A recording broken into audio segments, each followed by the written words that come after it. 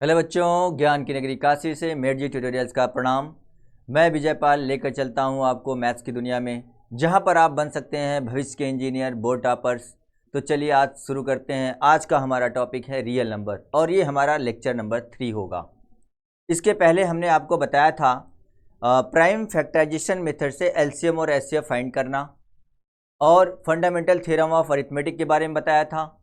और इसके बाद मैंने आपको ये भी बताया था 6 के power n can and with digit 0 है कि नहीं है, 5 के power n can and with digit 0 है कि नहीं है, इसके बारे में बताया था। तो इसके बाद अब हम लोग पढ़ेंगे कि √2, √3, √5, √6 वो इरेशनल नंबर होता है।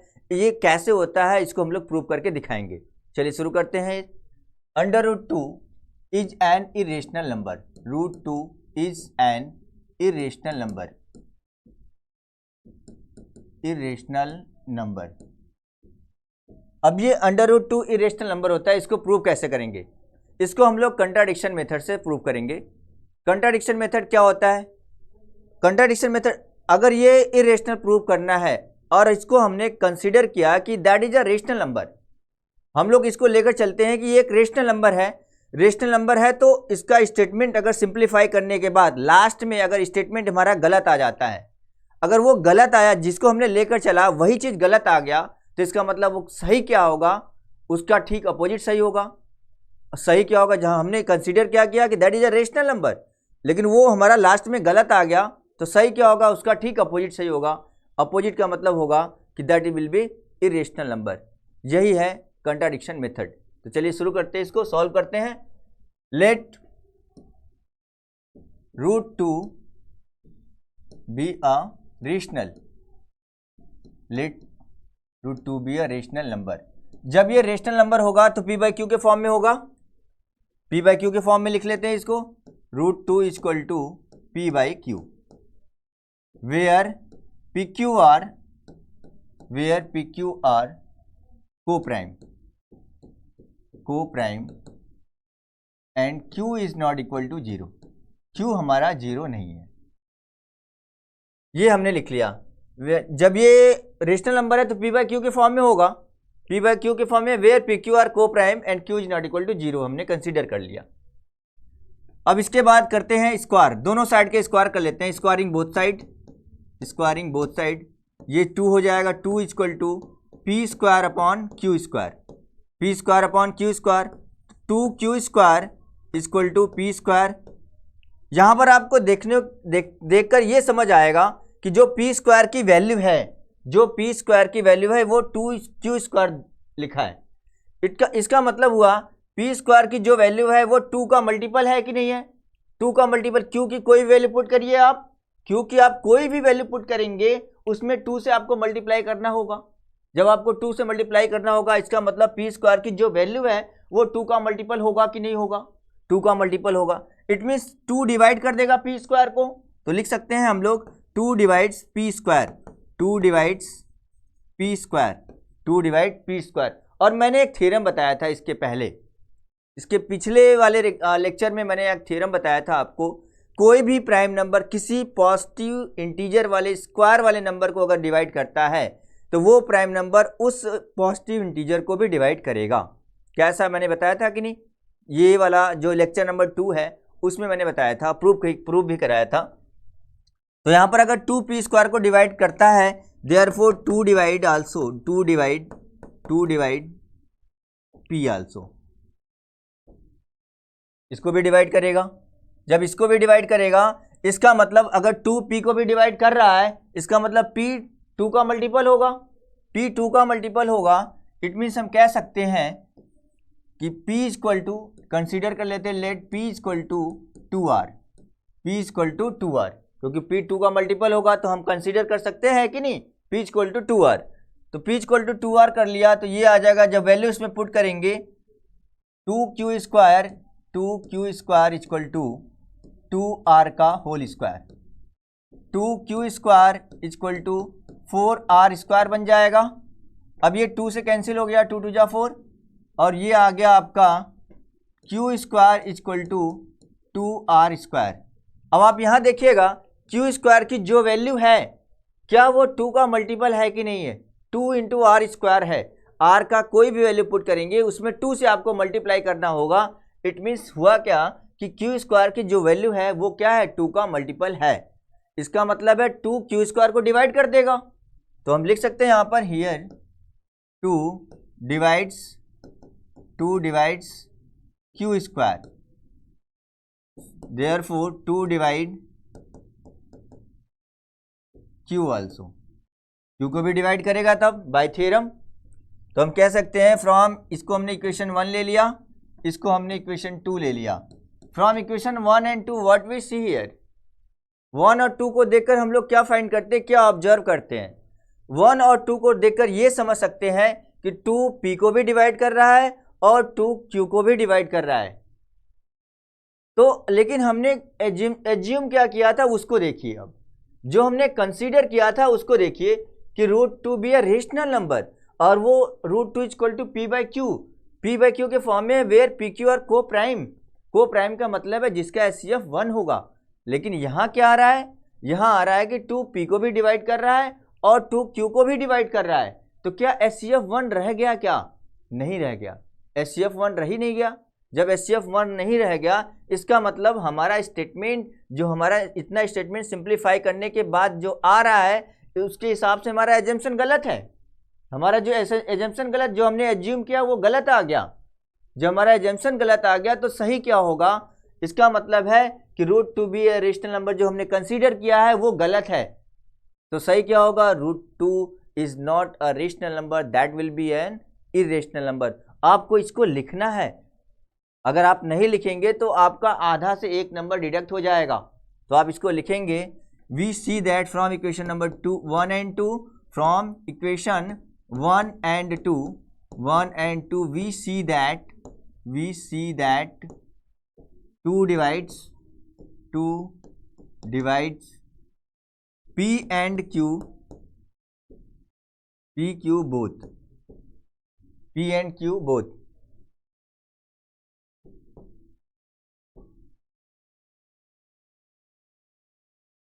This arise contradiction,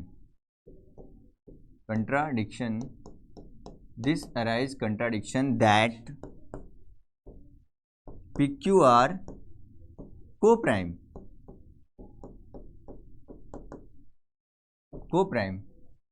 therefore our assumption is wrong, our assumption is wrong। इस तरह हमारा एजम्पशन रॉन्ग आ गया। सो √2 इज एन इरेशनल नंबर। आपको इतना लिखना होगा। इस तरीके से हमने क्या फाइंड कर लिया, क्या समझ लिया कि √2 क्या है, एक इरेशनल नंबर है। ऐसे आप प्रूव कर देंगे। आई होप सबको ये समझ आ गया होगा।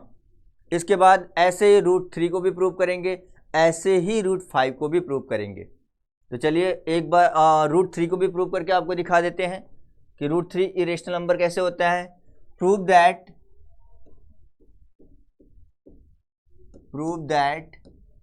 √3 इज एन इरेशनल नंबर।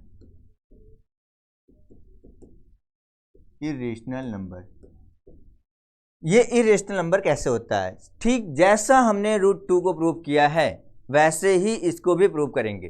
√3 को भी same process. Let √3 be a rational number. इसको हमने कंसीडर कर लिया कि एक रेशनल नंबर है। अगर ये रेशनल नंबर है तो p बाई क्यू के फॉर्म में होगा। p बाई क्यू के फॉर्म में लिख लेते हैं, that is √3 equal to p by Q, where p q are coprime, where p q are coprime. p q coprime number है। अब इसके बाद देखिएगा, अब ये को-प्राइम है, दोनों साइड के स्क्वायर कर लेते हैं, स्क्वायरिंग बोथ साइड। ये हो जाएगा 3 equal to p² upon q²। 3q² cross multiply करने के बाद आ जाएगा 3q² इक्वल टू p² आ जाएगा। अब आप देखेंगे p² की जो वैल्यू है क्या वो 3 का मल्टीपल है कि नहीं है? 3 का मल्टीपल है, इट मीन्स 3 डिवाइड कर देगा p² को। तो हियर 3 डिवाइड्स p²। अगर 3p² को डिवाइड करता है तो क्या 3p को भी डिवाइड करेगा कि नहीं करेगा? बाय थ्योरम हमने पढ़ा था इसके पहले, तो लिख सकते हैं यहाँ पर देयरफॉर 3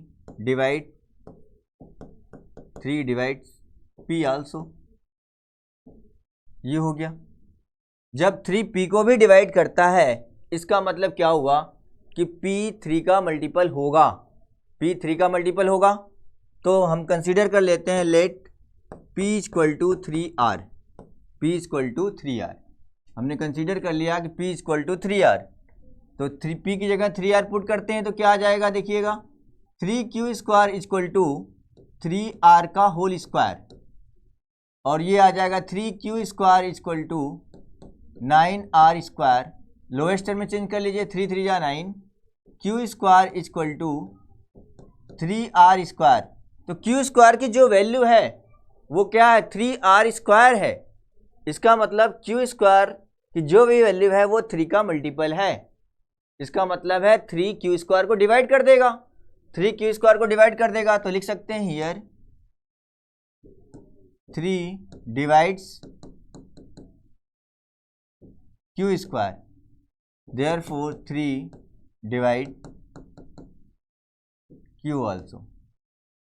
q को भी डिवाइड करेगा, तब थ्योरम के अकॉर्डिंग q को भी डिवाइड करेगा। अब हम लोग क्या फाइंड करते हैं, क्या देखते हैं?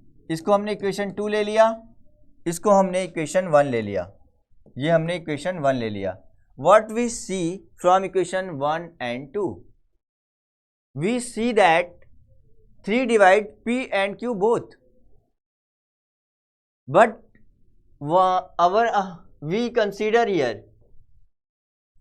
जो हमने कंसीडर किया है कि √3 क्या है? एक रेशनल नंबर है और p/q के फॉर्म में है, वेयर pq आर को प्राइम नंबर जिसका HCF 1 है।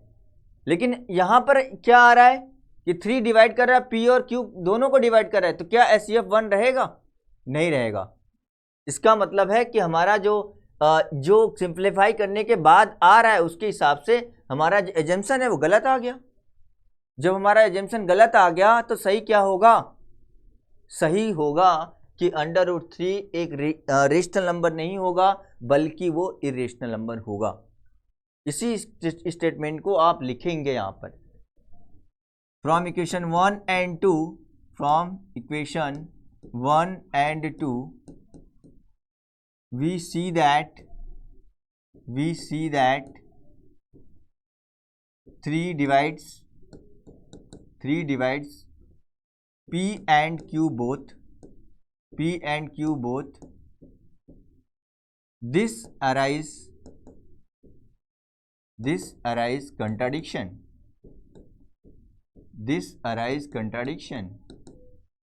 that PQ are co-prime,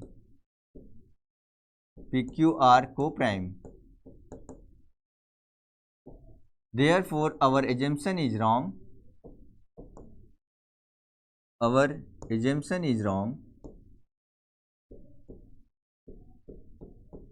therefore our assumption is wrong. So √3 is an irrational number, ऐसा लिख सकते हैं हम लोग। इस तरीके से हमारा √3 इरेशनल नंबर प्रूफ हो गया। जैसा आपने √2 को प्रूव किया था ऐसे ही √3 को भी प्रूव कर दिया। अब ऐसे ही √5 को भी प्रूव करेंगे, लेकिन केवल थोड़ा सा डिफरेंट होगा। किसके लिए? √6 के लिए। √6 को थोड़ा हम लोग समझेंगे ध्यान से, और √6 को भी प्रूव करा देते हैं। √6 एक इरेशनल नंबर होता है। अक्सर ये एग्जाम में भी कई बार पूछा गया है, कि √6 प्रूव करिए, इरेशनल नंबर है। तो बहुत सारे लोग ऐसे ही प्रूव कर देते हैं, √6 जैसा √2, √3, √5 को करते हैं ऐसे ही √6 को भी कर देते हैं कि 6 divide p², then 6 divide p also. तो गलत हो जाता है वहाँ पर। तो लेकिन वैसे नहीं करना है, वैसे आपको नहीं करना है। आप चलिए शुरू करते हैं, इसको बताते हैं कि √6 is an irrational number. Prove करना है आपको, इरेशनल नंबर। √6 एक इरेशनल नंबर है, इसको प्रूव करके दिखाना है। तो सेम प्रोसेस तो सेम रहेगा, जैसा हमने √2 के लिए किया, जैसा हमने √3 के लिए किया, और जैसे हम लोग √5 के लिए भी करेंगे, प्रोसेस वही रहेगा। थोड़ा सा डिफरेंस इसमें रहेगा, थोड़ा इसको थोड़ा डिफरेंट करेंगे, देखिएगा वो कैसे। लेट कर लेते हैं इसको, लेट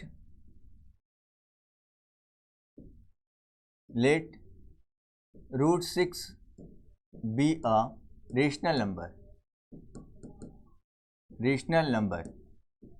अगर ये रेशनल नंबर होगा तो किस फॉर्म में होगा? p/q के फॉर्म में होगा। लिख लेते हैं इसको p/q के फॉर्म में, √6 = p/q, वेयर pq आर को प्राइम। ये हमने लिख दिया को prime number. Squaring both side, जब आप स्क्वायर करेंगे 6 = p²/q², तो ये हो जाएगा 6q² = p²। अब इसके बाद ही लोग गलती करते हैं, इसके बाद ही गलती करते हैं कि ये लिखते हैं कि 6/p²। क्या लिखते हैं? 6/p² and 6/p also.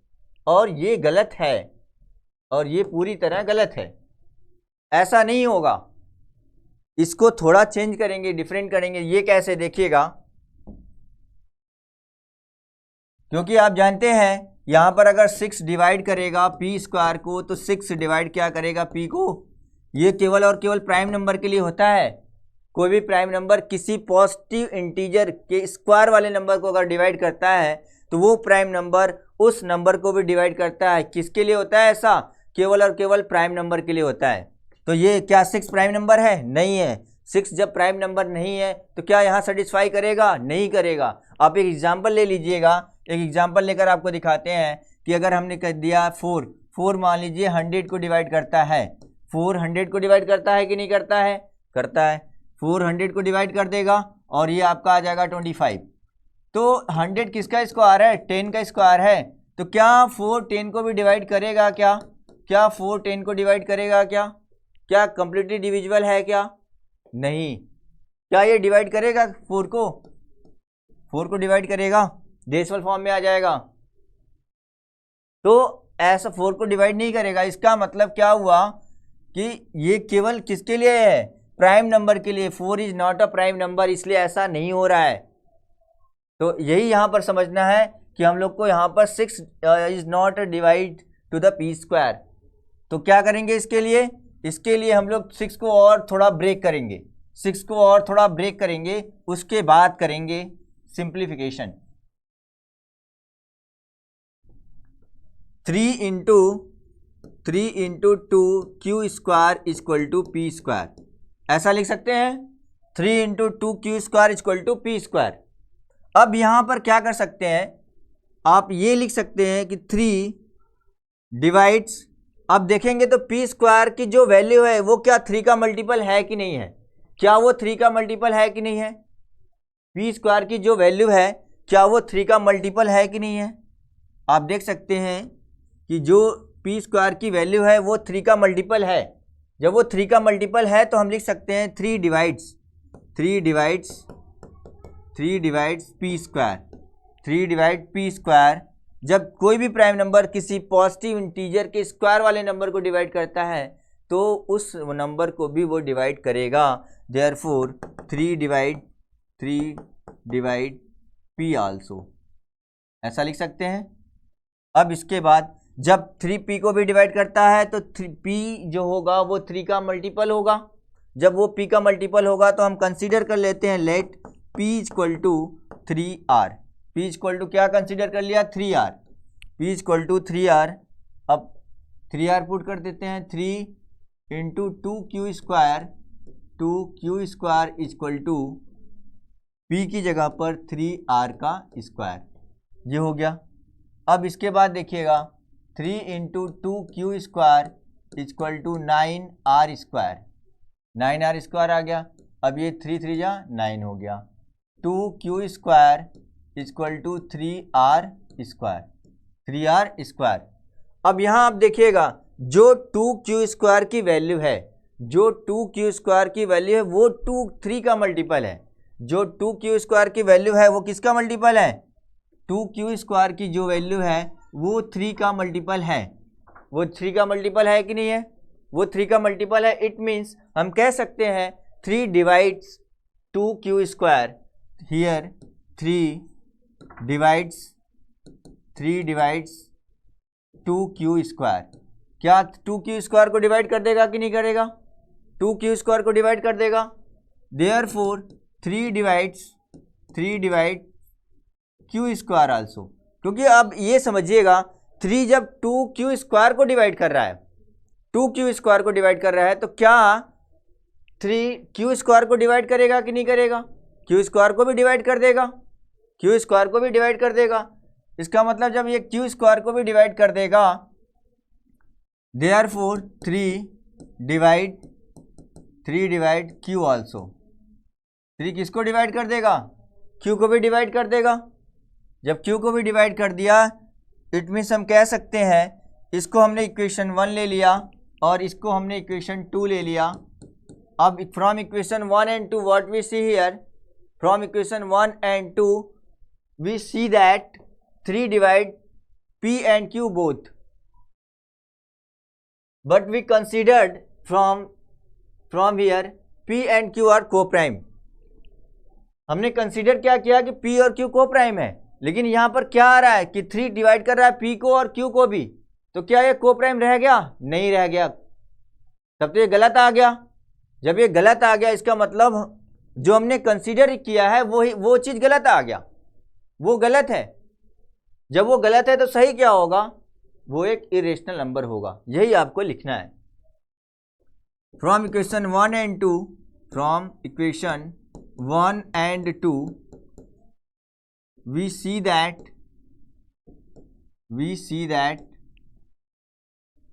3 divides p and q both, this arise contradiction, this arises contradiction that PQ are co-prime,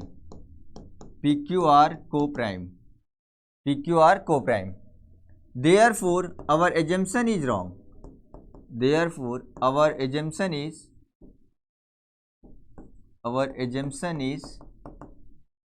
wrong, so under root 6 is an irrational number। इस तरीके से हम प्रूव कर लिए कि अंडर रूट 6 क्या होता है? एक इरेशनल नंबर होता है। अब इसके बाद हम लोग प्रूव करेंगे, इसके अलावा थोड़ा डिफरेंट वो रहेगा, जैसे 3 + 2√5 टाइप का थोड़ा कॉम्बिनेशन वाला प्रूव करते हैं कि वो इरेशनल नंबर कैसे होता है, कॉम्बिनेशन वाला part. Prove that 3 + 2√5 is an irrational number।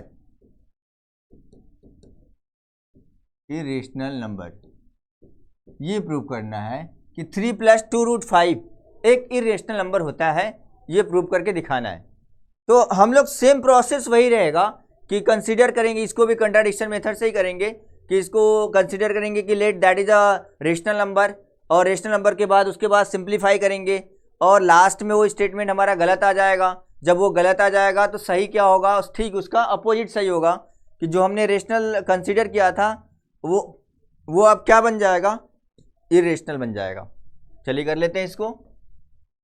Late 3 + 2√5 be a rational. Be a rational number.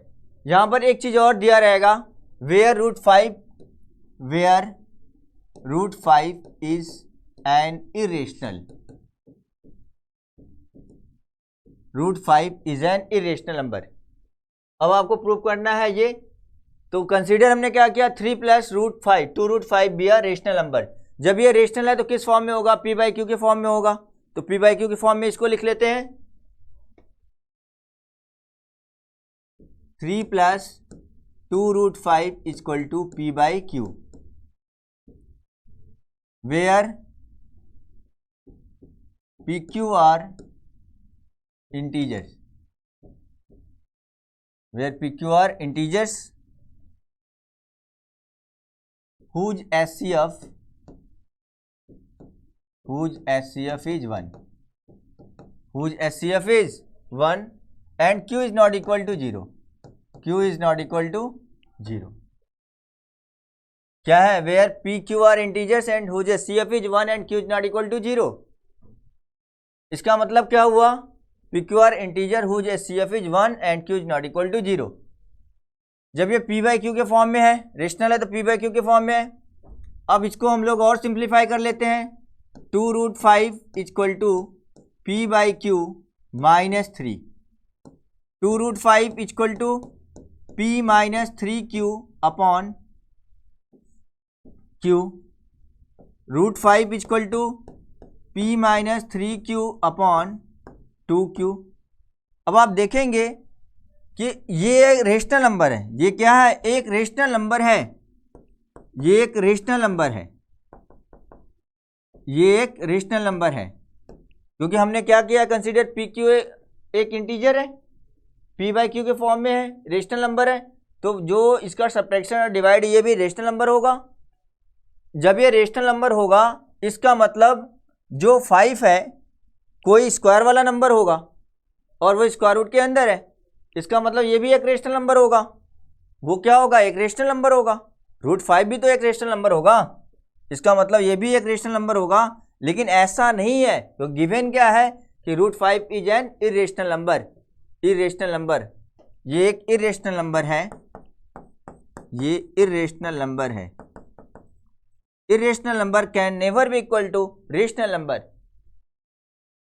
so we can say that there is a contradiction।